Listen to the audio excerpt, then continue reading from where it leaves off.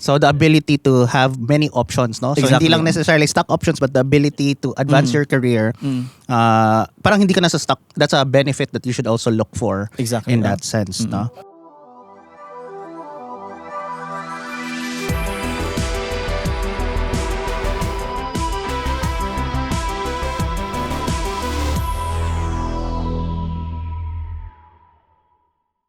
Welcome to Kaka Computer. This episode, we're talking about the most important thing, which is negotiating salaries and benefits. Yan. Yes. Money. Let's secure the compensation package we deserve. Yes.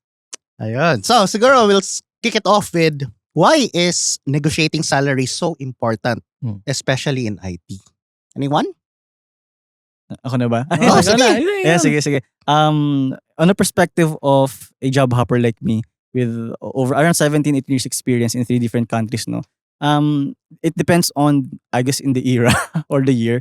For example, I graduated from the university in 2007. That's the period of financial crisis, parang global financial crisis of the US subprimes. The first year ko noon, wala akong nego talaga kasi nga crisis talaga, 'di ba? So if they ask or if I push the company to give me a raise or negotiate, wala na, nakababay na lang kasi that's a crisis, no? But eventually after, of course, moving abroad, so you have that capacity to negotiate your Saka salary. eventually nag-recover din yung Exactly. economy. Right. So that's number one, the climate of probably Yes, the yes. economy, the entire Yes. economy of your company, no? Mhm. And siguro number 2 is probably your situation, right? For example, back in Australia, I was doing contracting, right? So usually for contract, it's like a 3 months, 6 months contract. After that 6 months contract, so for example, your pay is $500 per day, right? And you did a good job in delivering those your work. You accomplished a lot, right? So you can negotiate for a higher rate because you've made a good contribution. But if not, syempre, wag ka nang umasa na Yes, baka of course. marinyo ka o di ba? Yeah. So it depends on those situations. Right. And siguro to add lang or maybe to expand on this, negotiating salary as a skill, hindi to when you're just on a new job, right? This could also happen even yearly, Yeah. like anniversary mo, maybe it's time to think about it. Yes. Yeah. It could also be, kunwari, may extra work na binigay sa'yo. Na kunwari, kasi may napapansin ako sometimes na pag may umalis or nag-shrink yung size ng company, parang nadadagdag lang yung work mo. Hindi naman lang dinadagdagan yung tao. Right? So you're now doing more with less people. Maybe that is also a good time to negotiate salary also. Yeah. Ikaw, may experience ka ba on this? Yeah. Talagang nung parang next job ko na I really made sure to negotiate. Kasi you need to make sure na paglilipat ka, siguraduhin mong masaya ka. Yeah. Diba? Kasi mahirap naman, kasi parang as Pinoy, diba, sanay tayo na, ito na yung rate. Okay na tayo. Pero parang, ang hirap kasi maging masaya pag hindi ka masaya dun sa rate. Yeah. So, it's just positioning din. Yes. Yung first year, kailangan ma-check muna yung compensation. Yes, Paano yes. mag-prepare for this conversation? May tips ba kayo dito? Like, anong paghahandaan? Aside from the obviously economic, alamin mo yung economic scale, no, or ng climate, may mga things bang dapat gawin? I think meron akong maisi-share dito. Kasi I've been doing this for years na. So, to prepare for salary negotiation, kasi dalawa yun eh. Pwede mo siyang gawin kahit bago ka pa lang sa company. And yung pangalawa, pagpaalis ka na. So, for the first 3 months, kasi yun yung very critical kapag bago ka sa company. Yung first 90 days mo is kailangan the way you handle the new environment is syempre mag-adapt ka. At the same time, you need to learn how the business works. Paano yung, let's say, app or yung software na ginagamit na gagawin mo. So, since for the first 3 months, magigauge na yun ng superior mo or manager mo. And then from there, if let's say may nakita kang not efficient doon sa process ng company, usually nag-a-apply itong ganitong klase ng strategy kapag startup yung company, no. So let's say meron kang naiisip na masosolve yung issue ng company. Let's say inefficient yung process nung, let's say for example inventory system na may idadagdag kang feature. And then from there prepare all the materials. Tapos mag-set ka ng one-on-one meeting with your boss. So matapang to, matapang. Yes, yes. Kasi prepared ka eh. You already know the plot holes, yung pwede mong i-improve doon sa organization na yun, no. So set ka ng one-on-one, kausapin mo yung boss mo, boss, nakita ko may ganitong inefficiencies yung process natin. I propose, ganito, may PowerPoint ka, ganyan. And then, for the next 6 months, let's talk again. And then, syempre, duration ng 6 months na yun yung tatrabahuin mo talaga. Kasi gusto mo nung increase eh. And then, from there, let's say, dumating na yung 6 months, doon mo ngayon i-evaluate kung na-meet mo ba yung expectation ng boss mo. So, kung na-solve mo ba yung issue, yung boss mo makakasagot noon. And then, that's when you will ask, can I ask for salary increase? Let's say for another 20% ng current salary mo. So, yun yung first. Hindi to nag-apply sa lahat. Baka mamaya, Right. bukas, yung mga, boss, mag-one naman tayo. Mamaya kakasabing kita kasi may nakita ko Tapos yung pagpaalis ka naman, kasi usually established na yung career mo. Let's say for example sa LinkedIn, may mga nagme-message sa'yo na recruiters, tapos nag-offer and then may entertain kang isang recruiter, tapos interview, ganyan. Nakausap po, mataas yung offer para sa sweldo mo. So, magsiset ka ngayon ulit ng one-on-one sa boss mo. Boss, meron kasi akong nakuhang opportunity. Right. And then ganito yung amount. And then, if you think na valuable ako sa company. Tapatan ba or higher? Not necessarily tapatan, pero since nasa developer kasi yun kung masaya siya sa environment. Kasi it's not just about the money. Kasi minsan yung sa environment din, masaya yung mga katrabaho mo, di ba? So, not necessarily tapatan, but at least taasan malapit dun sa offer. Kasi if nangyari yun, wala kang talo eh. So, let's say hindi kaya ng boss mo, hindi ko kaya kasi ganito lang yung sales natin, profit natin for the year. It's okay, lipat ka. At the same time, nakakuha ka ng mas mataas na sweldo, di ba? Pero, kung tinapatan naman niya at nakita niya na valuable ka, so, okay lang kasi tumaas yung sweldo mo at the same time, nasa same company ka pa rin na which is, I think if you're happy doon sa company, win-win situation. So, yun yung strategy na ginawa ko throughout the year. So, nag-work naman siya for me. So, yeah. In terms of amounts naman sa salary, meron ba tayong parang resource na maganda kunan, like salary grade? Kasi ako personally, medyo mahirap mag-search sa web about salary grade dito sa Pilipinas. Medyo close off kasi tayo na hindi tayo nag-uusap ng salary. Ano ba talaga salary ng ganito position? Meron ba kayong ginagamit na tool or kinakausap nyo lang ba yung mga fellow co-workers nyo or others para malaman kung dapat ganito na yung salary ko at this time or for this position? Meron ba kayo? Parang, di ba meron sa job street? Yata yun. Yung parang, lalagay mo din yung type of career na gusto mo. Parang may range. Parang ito, this is an average. So, sa job street. Tsaka parang meron ding survey kasi yun eh. Usually Glassdoor. Oo, Glassdoor. May survey sila for this year na ito yung specific na salary ng each developer like Java, C++, PHP, something like that. So, marami naman eh. So, syempre, ifa-fact check mo rin.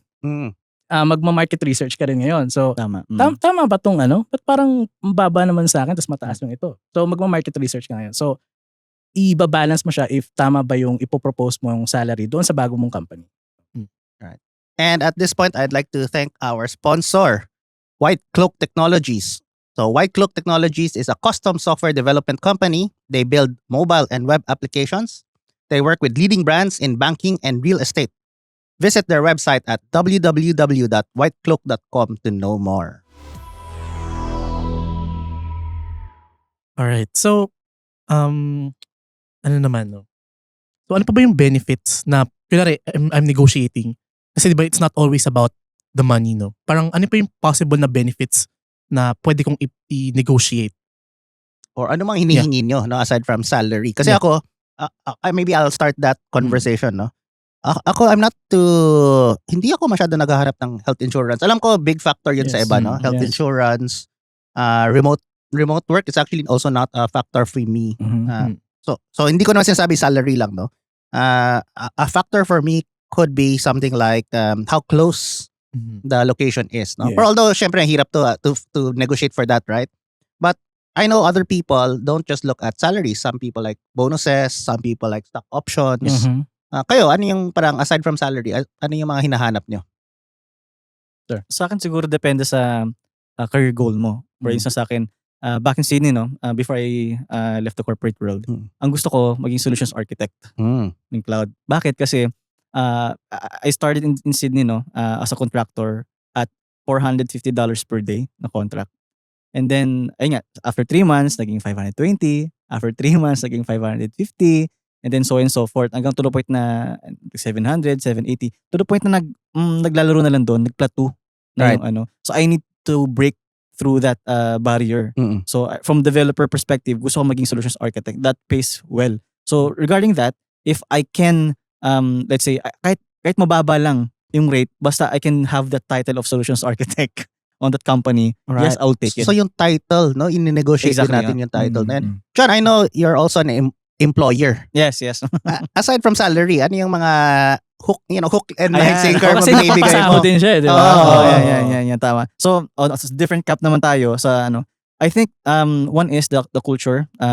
So for example, we provide free certifications for my employees, right? Oh, benefit yun. Maganda benefit. Mahal din yun kung every month sila nagde-take. Yes. Right? oo. How much is a certification? 5,000 per pop, minsan 10,000 or even ano. So that's a big benefit. Mhm. I guess one for our culture, for example, we don't have stand-up, daily stand-up. No, parang we provide them. We don't micromanage per se, but we give them that I guess that freedom to do their. So that's one benefit, no? Kasi hindi ka na, kamusta na yan, no? Oo. And number 3, one of culture is I would say we love to help. Kasi I'm a developer. Mm. Yung binibigay ko ng trabaho, Na-experience mo nagawa ko na. rin. Oo, na-experience ko na. diba? Gumawa ka ng- Dumaan ka rin dun eh. Exactly, love the function. To the point na pasahod ko sila. Minsan ako gumagawa ng ano, weird, di ba? Mm. Pero okay lang sa akin. So I think my employees, they appreciate that. Na, si Sir John, sasabihin, medyo strict ako, pero gagawin ko yung trabaho mo kung hindi mo Yes. nagawa. Hindi kita pabayaan sa ere. So those are the things, no? And siguro, ano pa ba? I think one thing is we give them options, basically. If you want to earn more, you can do part-time with us. So I think, ito kilala mo to in the industry. My employees actually have their salary and their part-time gig with us. Let's say, okay, Nice. on the week, you have your 95 jobs at 40 hours per week. If you work on the weekends, may extra ka. Let's Nice. say, you create an ebook for us, or video course, or Right, practice right. test, or any other content. Kasi yung iba gustong kumita aside from 9 to 5. Diba? Exactly. Para extra income. Mm. Exactly. And back in the day, no, sometimes yung that gig, Mm-mm. mas malaki pa sa sahod. Kasi we're a content creator, a cloud content creation company, no. So the So, yeah. ability to have many options, no? So Exactly. hindi lang necessarily stock options, but the ability to advance your career. Parang hindi ka na sa stock. That's a benefit that you should also look for Exactly. in that sense, no? Parang masarap magtrabaho kay Sir. Apply ka na. Pwede ba mag-apply? Oo. Paano naman, may na-experience ba kayo na reject yung negotiation? Kasi magandang kwentuhan yung Oo. para, negotiate tayo na Oo. yes. Pero with every yes, there might be a couple of no's No. talaga, no? Yes. May experience ba kayo dyan? How did you deal with it? Ako personally wala eh. Kasi when I negotiate, Babag. Okay. Lakas talaga. When I negotiate kasi, I'll make sure na every factor is take advantage sa akin. Mm-mm. So like yung economic, yung status ng economy. Right. Tapos, nire-research ko din magkano ba yung kinita ng company this year. Kasi- Alam mo yung magkano Not necessarily yung exact amount, more or pero less. yung more or less. Kasi may quarterly meeting naman company meeting. So, sinasabi naman nila, di ba? So, aside doon, syempre, i-add up mo na yun. Parang, if I will ask for this certain amount, siguro naman kaya nila kasi kumita sila ng ganito for this year, di ba? And then, at the same time, tinitingnan ko rin yung, ano ba yung ginawa ko for the past 3 months, 6 months? Is it justifiable para i-negotiate ko yung salary increase? So, yun yung mga factors na inaaral ko muna. Syempre, hindi naman, parang, yun nga, yung analogy ng sundalo, hindi ka naman pupunta sa gera na wala kang bala. So, you need to prepare. Like, ang Tama. preparation, usually 1 month or, syempre, you need data. Kasi, kailangan mong i-back up yung data doon sa presentation mo for your boss or superior para mag-grant yung salary increase. Right. Kayo, meron ka? Yeah, +1 dun sa to come prepared. Ako kasi parang kasi I manage my team. So parang open kami about negotiation salary. Sabi ko din naman sa kanila to do negotiations. Parang ako, kasi di ba syempre hindi naman ma-approve lahat kasi may budgets yan eh. Mm-mm. So parang I would try to help them. Parang, sige, ito yung magiging game plan natin. So always, kumbaga as a boss, try to give the reason why kung bakit. Either budget ba yun or feel namin na you still need to upskill. Parang that's important for the employee. Yeah. Parang as an employee naman, parang try to use that talaga as parang a way to understand how you can further improve. Yeah. Or kung wala na, maybe try to look for a greener grass. Ganun. Yeah. Right.